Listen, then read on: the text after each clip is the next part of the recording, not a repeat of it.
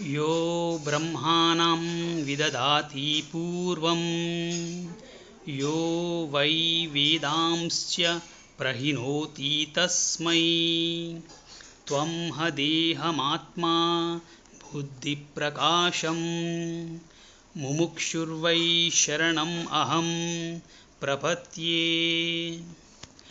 मौनव्याख्या प्रकटितपरब्रह्मतत्त्वं युवानां वर्षिष्ठान्ते वसदृशिगणैरावृतं ब्रह्मानिष्टैः आचार्येन्द्रं करकलितचिन्मुद्रमानन्दमूर्तिं स्वात्मारामं मुदितवदनं दक्षिणामूर्तिमीडे।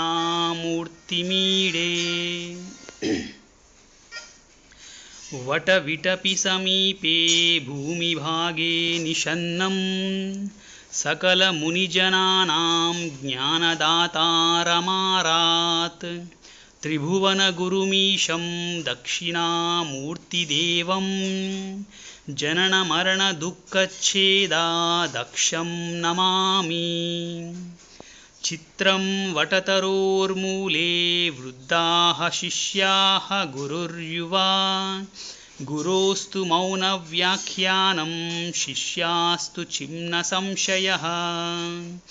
गुरुर्ब्रह्मा गुरुर्विष्णुः गुरुर्देवो महेश्वरः गुरुर्साक्षात् परब्रह्म तस्मै श्रीगुरवे नमः। गुरवे सर्वलोकानां विषजे भवरोगिणां निधये सर्वविद्यानां दक्षिणामूर्तये नमः। चिदोघनाय महेशाय वटमूलनिवासिने सच्चिदानन्दरूपाय दक्षिणामूर्तये नमः। ईश्वरो गुरुरात्मेति मूर्तिभेदविभागिने व्योमवद्व्याप्तदेहाय दक्षिणामूर्तये नमः। अंगुष्ठतर्जनीयोगमुद्रा व्याज्येन योगिनां श्रुत्यर्थं ब्रह्मजीवैक्यं दर्शयन्योगता शिवः। शान्तिः शान्तिः शान्तिः। विश्वं दर्पणदृश्यमाननगरी तुल्यं निजान्तर्गतं पश्यन्नात्मनि मायया बहिरिवोद्भूतं यथा निद्रया यस्साक्षात् कुरुते प्रचोदसमये स्वात्मानमेवाद्वयं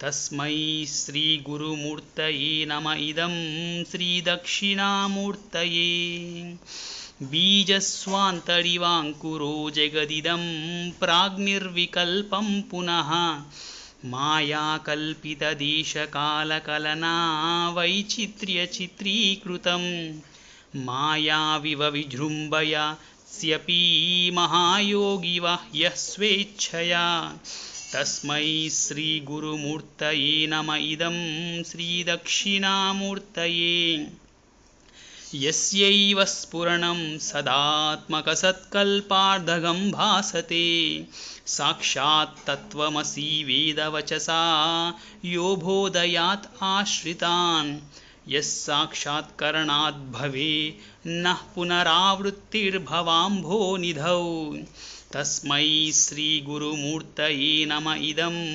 श्रीदक्षिणामूर्तये नानाछिद्रघटोदरस्थितमहादीपप्रभाभास्वरं ज्ञानं यस्य तु चक्षुरादिकरणद्वारा बहिर्स्पन्दते जानामीति तमेव भान्तमनुभात्येतत् समस्तं जगत् तस्मै श्रीगुरुमूर्तये नमः। इदं श्रीदक्षिणामूर्तये देहं प्राणमपि इन्द्रियण्यपि चलां बुद्धिं च शून्यं विदुः स्त्रीबालान्दजडोपमास्त्य अहमिति भ्रान्ता वृषं वादिनः मायाशक्तिविलासकल्पित महाव्यामोहसंहारिणे तस्मै श्रीगुरुमूर्तये नम इदं श्रीदक्षिणामूर्तये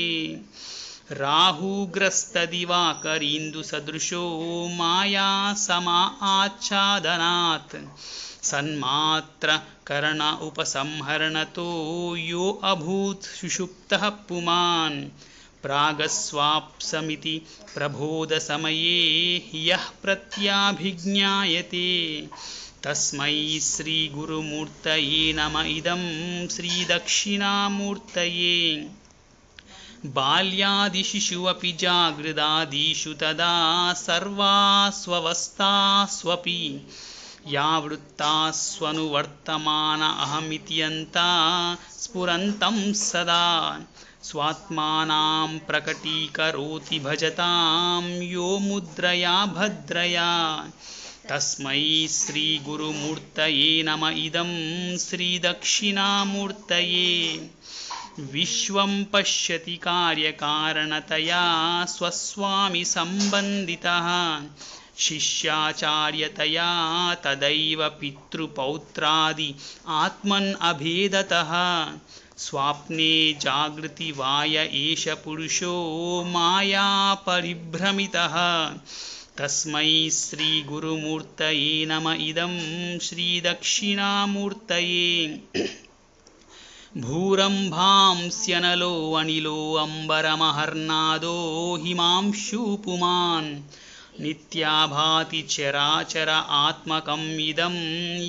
यस्यैव मूर्ताष्टकं नान्यत् किञ्चन विद्यते विमृशतां यस्मात् परस्मात् विभो तस्मै श्रीगुरुमूर्तये नम इदं श्रीदक्षिणामूर्तये सर्वात्मत्वमिति स्फुटीकृतम् इदं यस्मादमुष्मिंस्तवे तेनास्य श्रवणात् तदार्थमननाद्यानाच्च संकीर्तनात् सर्वात्मत्वमहाविभूतिसहितं स्यादि ईश्वरत्वं स्वतः सिद्ध्येत् तत्पुनरष्ट तथा परिन्नातं चैश्वर्यम् अव्याहतम् इति श्रीशंकराचार्य विरचितं दक्षिणामूर्तिस्तोत्रं सम्पूर्णम् सदा मोहाटव्यां चरति युवतीनां कुचगिरौ नटत्याशा शाखा स्वतति जतति स्वैरमभितः कपालिन् भिक्षो मे हृदयकपिमत्यन्तचपलं दृढं भक्त्या भद्वा शिवा भवदधीनं कुरु विभो।